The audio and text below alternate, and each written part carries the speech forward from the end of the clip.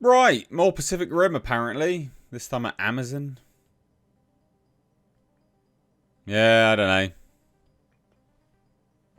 don't know. Amazon are picking up lots and lots of stuff. So we're getting a Pacific Rim live action series. No, Del Toro is not involved, so therefore it's not going to be anything particularly great, I don't think. Just get Del Toro back. What are you doing? Come on, man. Like, he's the only one that understood it. He's the one that made it. He's the one that made it as good as it was. So there you go. Let's have a look, shall we? At this very underwhelming news. Because you're like, wow, yeah, Pacific Rim live action. No Del Toro and at Amazon. Yeah, good times. Dear oh dear. Hit subscribe, guys, if you're new here. Stay up to date on pop culture, movie news, movie reviews, and other bits and bobs. I do everything here. There's been a lot of news recently coming out for like Amazon. There's been a big change of the guard at Amazon, basically, from their TV side and their film side. Like, a lot has changed at Amazon. Loads of new teams have come in. Loads of old teams have gone. And this is seemingly an element of that, I would imagine. But look, it's been announced. Well, yeah, I mean, it has been announced, basically, but at least by deadline. So there's a live-action Pacific Rim television series from Eric Heiserer. I can't say that name properly. How would you say that? Heiserer. Anyway, it is in the works. Based on Legendary's epic giant robot film franchise. And that's going to be at Amazon. Bloody Amazon. Now, the only good thing about this is Legendary will produce the series as the lead studio. Now, that's a bittersweet good thing. That's bittersweet. Because, well, were they involved in the second one? Yes. So, it doesn't mean it's going to be any good, does it? You have to have the right people involved, god damn it. Oh, dear, never mind. What a shame. What? This has got to go down in history as one of the most squandered IPs ever. Like, modern IPs. There's not a lot of them that have come up, because obviously movie studios do not take risks. This was a big risk for a modern movie day studio, right? They made a giant monster movie fighting mechs. That's a huge risk for a studio, right? And it paid off. Big success. First one was a big success.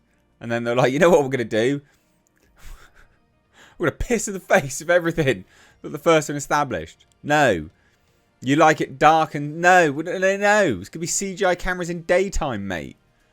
Yeah, it's going to be intangible nonsense. That stuff you liked about the first one? No, we're not going to do any of that now. No, mate. Squandered modern IP.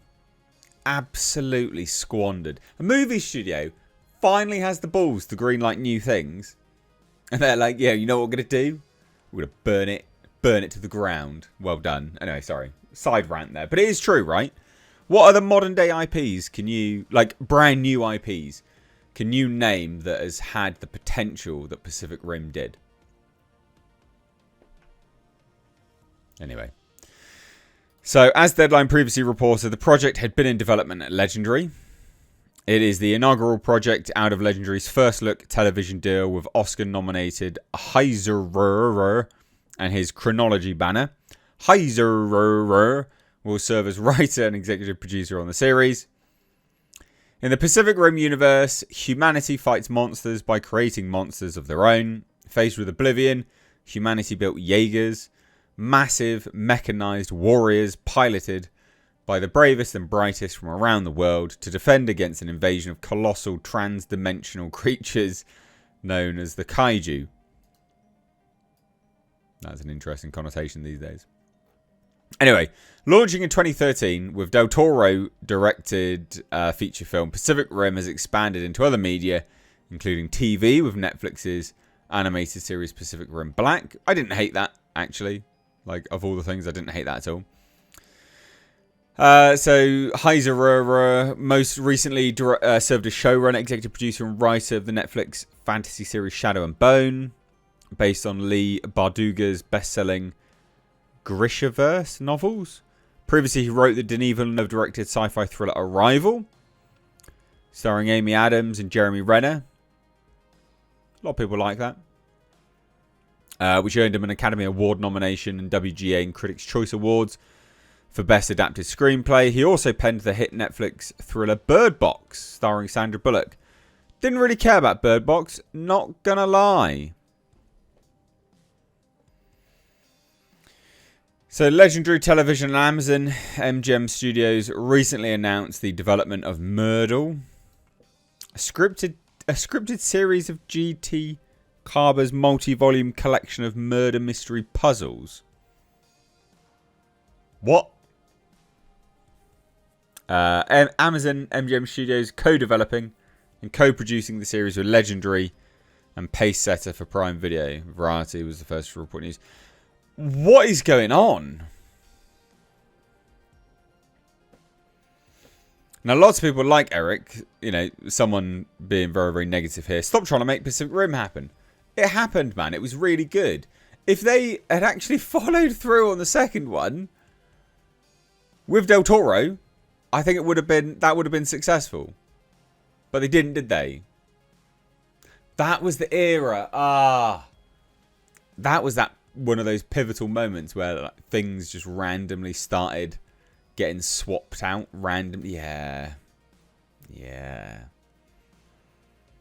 I think Pacific Rim 2 was Uprising, wasn't it? Pacific Rim Uprising, I think, was a victim of woke. The beginnings of woke. Yeah. I do think it was.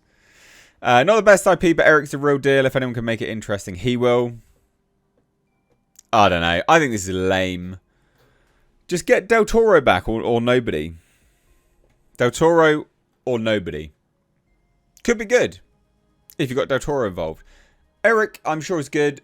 But come on, man. And also on Amazon. They're co-producing it as well. So they're going to have say. Not great. There you go. Bittersweet news. More Pacific Rim. Still no Del Toro. Leave your thoughts down below.